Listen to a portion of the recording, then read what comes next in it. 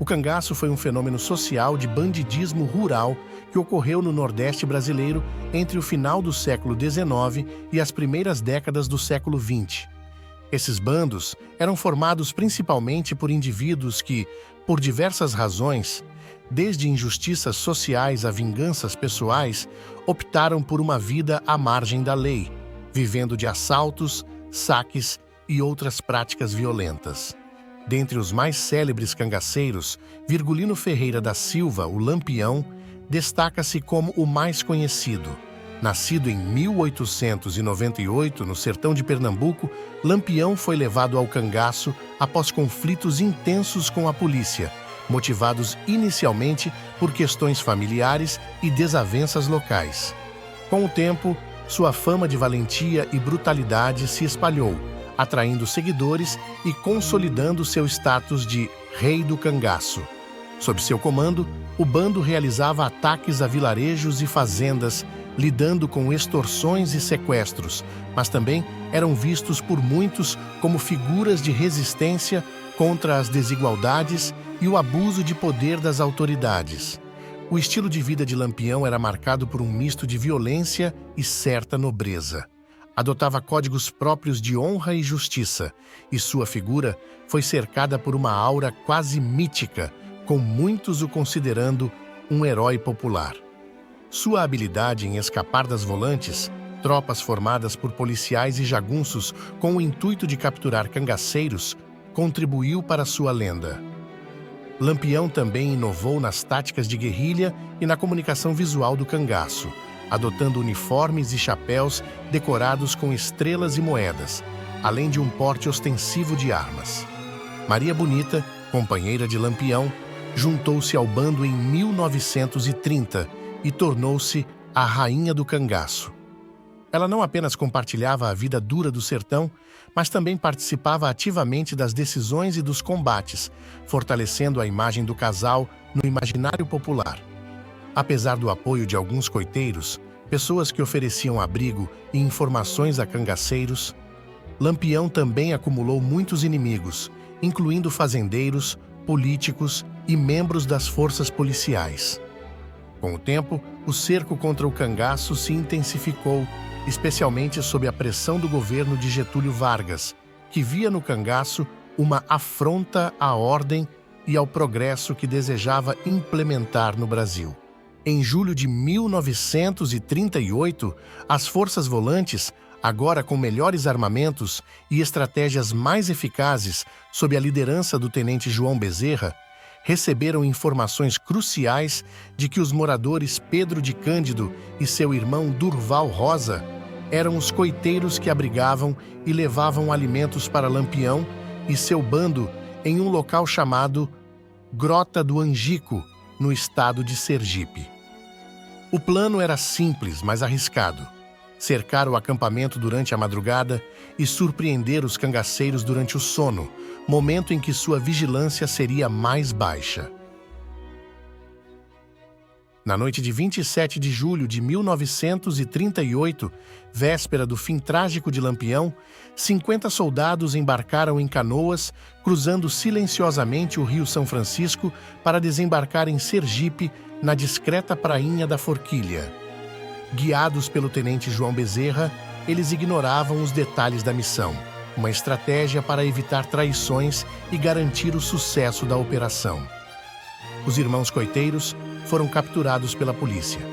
Ameaçados de morte, não tiveram escolha senão revelar a localização exata do esconderijo de Lampião.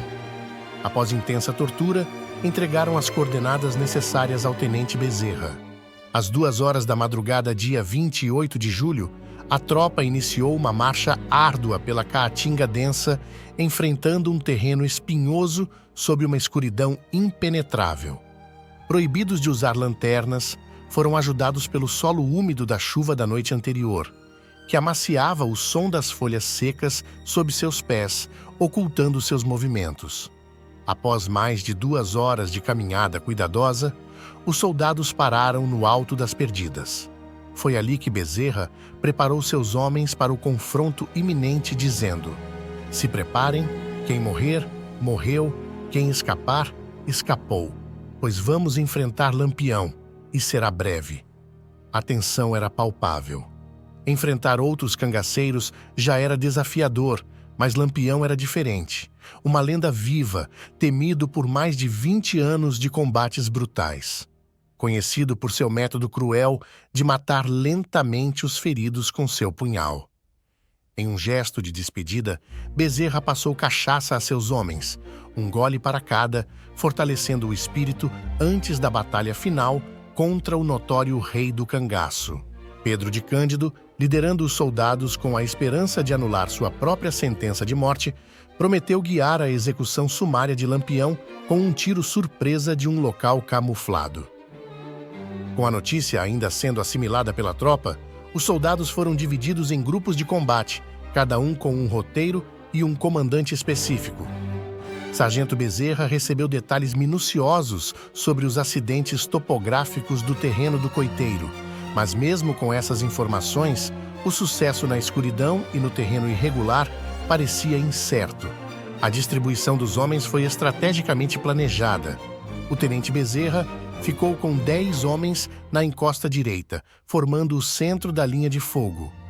Soldado Antônio Bertoldo e seus 8 homens ocupariam a parte mais baixa da encosta, enquanto o sargento Aniceto Rodrigues, com 15 homens, tomaria a parte superior. Por fim, a volante de Francisco Ferreira, com 15 homens mais o coiteiro Pedro, seguiriam pelo córrego, avançando de baixo para cima. O objetivo estratégico, sob a orientação de Pedro, era posicionar a vanguarda na parte traseira da barraca de Lampião, situada sob uma árvore de porte médio, colocada de frente e um pouco à direita da entrada da gruta. A grota de Angico, onde as barracas estavam armadas, apresentava um desafio tanto de acesso quanto de defesa.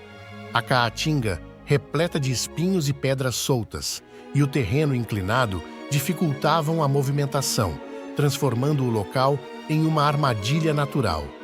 Zé Sereno, preocupado, advertiu Lampião, chamando o lugar de Cova de Defunto, mas Lampião ignorou essas advertências, considerando o local seguro. Na escuridão antes do amanhecer, a volante do aspirante Francisco Ferreira se preparava para um confronto decisivo. Ferreira, armado com uma metralhadora Bergmann, e ao seu lado, o experiente soldado Agostinho Teixeira de Souza, manejando uma metralhadora Royal, lideravam o grupo. Acompanhavam-nos o veterano Antônio Honorato da Silva, conhecido como Noratinho, guarda-costas do aspirante, junto com Sebastião Vieira Sandes, apelidado de Santo ou Galeguinho, José Panta, Abdon Cosmo de Andrade, Antônio Francisco de Lima, chamado de Antônio Ferro, e o coiteiro Pedro. Seguindo-os na formação, vinham José Tertuliano de Souza, o Terto, Antônio Vieira da Silva e João Leandro dos Santos, enquanto na retaguarda, encerrando o grupo, marchavam João Tibúrcio da Silva, conhecido como João Toste, Guilherme Francisco da Silva e o soldado Adrião Pedro de Souza. Reunidos à margem do riacho, 200 metros abaixo do salão principal da grota, os homens de Ferreira receberam 2 instruções cruciais e claras: esperar 15 minutos antes de iniciar a varredura riacho acima e atirar apenas após ouvirem o disparo do aspirante Ferreira, que estava posicionado à frente com sua metralhadora. Enquanto isso, o coiteiro Pedro e o soldado Santo avançaram discretamente para um platô acima do arco de rochas na entrada da grota, de onde podiam ver cerca de 16 barracas dos cangaceiros escondidas na vegetação. Na penumbra do amanhecer, enquanto a posição estava sendo ocupada, Pedro se aproximou cautelosamente da borda do penhasco. De repente, recuou, pálido como papel. Ele tinha visto Lampião a menos de 8 metros de distância, de pé e quase totalmente equipado, apoiando seu chapéu e a cartucheira sobre uma grande pedra pontuda que delimitava a barraca. Ali, Lampião tomava café com Maria Bonita. Santo do alto observava a cena claramente. Pedro, ao seu lado, lançou um olhar temeroso para ele, antecipando o combate iminente e com vontade de fugir. As vozes dos cangaceiros ecoavam pelo local, fragmentos de conversas e risadas preenchiam o ar. Nesse momento, o cangaceiro Luiz Pedro se aproximou, atraído pelo aroma do café. Ele cumprimentou Lampião e logo retornou à sua barraca, provavelmente para buscar seu caneco. Acima na grota, o aspirante ajustou a metralhadora, mas consciente de que não era a arma ideal para um tiro preciso, hesitou. Ele então sinalizou para Santo, um atirador de renome, para usar seu fuzil Mauser alemão de 1908, calibre 7 mm, com cano extralongo e raiamento espiral, carregado com munição nova de 1932. Santos se preparou para o disparo, apontou e, no último momento, hesitou. Zé Sereno, outro líder cangaceiro, se aproximava para cumprimentar Lampião. Após alguns instantes, Zé Sereno se afastou e Lampião se abaixou para ajustar a sandália do pé esquerdo. Quando se ergueu para levar a caneca à boca, Santo fez o disparo decisivo, do alto para baixo, rompendo a calmaria da grota. Ele observou enquanto Lampião caía de forma desconjunta, uma queda definitiva de quem cai para não levantar mais. Lampião foi atingido por um tiro devastador. A bala, disparada em diagonal, atingiu-o pouco abaixo do lado esquerdo do umbigo. O impacto foi fulminante.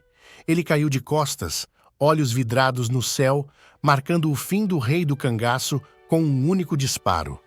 Curiosamente, o tiro atingiu a lâmina de aço de seu punhal, desviando o curso da bala, que rasgou sua barriga e expôs suas vísceras, resultando em morte instantânea, conforme o laudo do legista da época. No alto da grota, Ferreira liberou o bloqueio de sua metralhadora e desencadeou uma barragem de fogo sobre o salão de Angico. O cano da arma aqueceu até ficar vermelho, disparando 128 tiros em menos de 2 minutos, além da outra metralhadora e dos fuzis dos outros soldados. Por aproximadamente 10 minutos, Angico se transformou em um campo de batalha caótico. Os cangaceiros revidavam enquanto tentavam fugir desesperadamente do intenso tiroteio. Em meio ao caos, a cangaceira Sila, esposa de Zé Sereno, foi surpreendida pelo tiroteio enquanto ainda estava dormindo. Desorientada, saiu descalça de sua barraca. Junto com Enedina, correram para escapar. Tragicamente, Enedina foi atingida na cabeça por um tiro, com partes de seu cérebro respingando nas costas de Sila, que por um fio conseguiu fugir. Logo após o tiroteio cessar, o soldado Santo desceu a ribanceira em direção à barraca de Lampião. Entre os corpos, encontrou Maria Bonita, ferida gravemente nas costas e sentada, encostada em uma pedra, com sangue jorrando de sua boca e nariz. Com um sussurro fraco, ela implorou: "Pelo amor de Deus, não deixe acabarem de me matar." No entanto, José Panta, o soldado da volante que havia disparado primeiro contra ela, chegou reivindicando o direito de terminar o serviço. Sem hesitar, disparou novamente, dessa vez, no ventre de Maria Bonita. Antes mesmo de sua morte ser consumada, começou a decapitá-la. Naquela manhã, em Angico, cerca de 40 cangaceiros estavam presentes, mas apenas Lampião, Maria Bonita e mais 9 cangaceiros foram mortos. Luiz Pedro, Quinta-feira, Elétrico, Mergulhão, Enedina, Cajazeira, Luiz de Teresa, Alecrim e Macela. Os outros conseguiram escapar entre a fumaça dos tiros e a neblina do amanhecer. A contagem de mortos poderia ter sido maior se a volante de Aniceto Rodrigues não tivesse se perdido, falhando em fechar o cerco completamente. Dos soldados da volante, uma baixa foi registrada. O soldado Adrião perdeu a vida na operação. Desorientados, os cangaceiros que sobreviveram vagaram pela Caatinga sem rumo claro. Com o tempo, os mais de 30 sobreviventes se reuniram na fazenda Cuiabá, em Canindé de São Francisco. De volta a Angico, após os disparos cessarem, os soldados recolheram os pertences dos cangaceiros.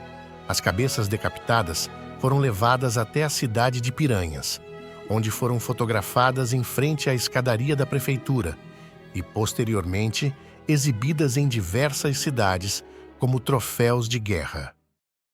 Gostou dessa história? Siga o canal Ao Encontro do Passado e ative as notificações para ficar por dentro das mais fascinantes narrativas sobre nosso passado.